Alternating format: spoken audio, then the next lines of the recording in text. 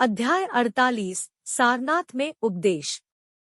बोधि वृक्ष के नीचे अपने गहन ज्ञान के बाद गौतम बुद्ध जानते थे कि उन्हें पीड़ा को कम करने में मदद करने के लिए दुनिया के साथ अपनी अंतर्दृष्टि साझा करनी चाहिए। इस उद्देश्य को ध्यान में रखते हुए वह अपने उन 5 पूर्व साथियों को खोजने के लिए एक यात्रा पर निकला, जिन्होंने उसकी कठोर प्रथाओं के दौरान उसे छोड़ दिया था। बुद्ध ने अपने 5 साथियों को वाराणसी शहर के पास सारनाथ में हिरण उद्यान में पाया। उन्हें शुरू में उनके बारे में संदेह था, क्योंकि उन्होंने उन्हें चरम तपस्या का त्याग करते हुए और अधिक मध्यम मार्ग अपनाते हुए देखा था। हालांकि जब उन्होंने उनकी शांत उपस्थिति और उनकी आंखों में चमक देखी तो उनका संदेह जिज्ञासा में बदल गया। जैसे ही वे शांत हिरण उद्यान में एक बड़े पेड़ की छाया में एक साथ बैठे, बुद्ध ने अपने ज्ञान के माध्यम से प्राप्त ज्ञान को साझा करना शुरू कर दिया।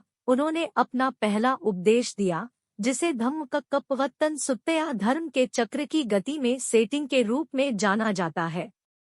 अपने उपदेश में बुद्ध ने 4 महान सत्यों की व्याख्या की। दुख की सच्चाई, इसकी उत्पत्ति, इसकी समाप्ति और इसकी समाप्ति की ओर ले जाने वाला मार्ग। उन्होंने 8 गुना मार्ग को स्पष्ट किया, जो सही दृष्टिकोण, इरादा, वाणी, कार्य, आजीविका, प्रयास, माइंडफुलनेस और एकाग्रता के सिद्धांतों को निर्धारित करता है।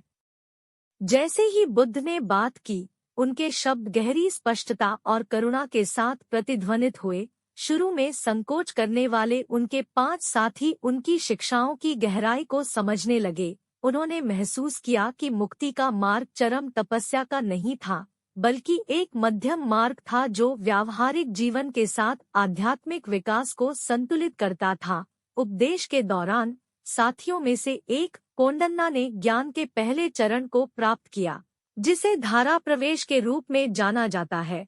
उन्होंने बुद्ध की शिक्षाओं की सच्चाई को देखा और एक शिष्य बन गए, जिससे संघ भिक्षुओं के समुदाय की शुरुआत हुई। शेष 4 साथियों ने भी अंततः बुद्ध की शिक्षाओं को समझा और उन्हें अपनाया। जैसे जैसे उपदेश समाप्त हुआ, वे भी उनके अनुयायी बन गए और संघ बढ़ता गया। सारनाथ में दिए गए उपदेश ने गौतम बुद्ध के मंत्रालय की औपचारिक शुरुआत और दुनिया में उनकी शिक्षाओं के प्रसार को चिह्नित किया।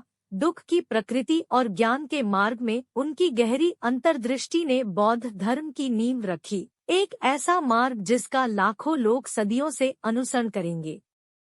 सारनाथ में उपदेश की कहानी हमें उस महत्वपूर्ण क्षण की याद दिलाती है जब गौतम बुद्ध ने दुनिया के साथ अपना ज्ञान साझा किया था, जो पीड़ा से मुक्ति का मार्ग प्रदान करता था।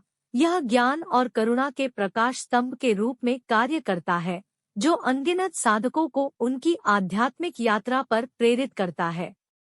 कहानी का नैतिका सारनाथ में उपदेश हमें सिखाता है कि पीड़ा से मुक्ति का मार्ग 4 महान सत्यों को समझने और 8 गुना पथ का पालन करने में निहित है। यह हमें याद दिलाता है कि ज्ञान, करुणा और बीच का रास्ता आध्यात्मिक विकास और ज्ञान के आवश्यक पहलू हैं, जो हमें संतुलित और दयालु जीवन की तलाश करने के लिए प्रेरित करते हैं।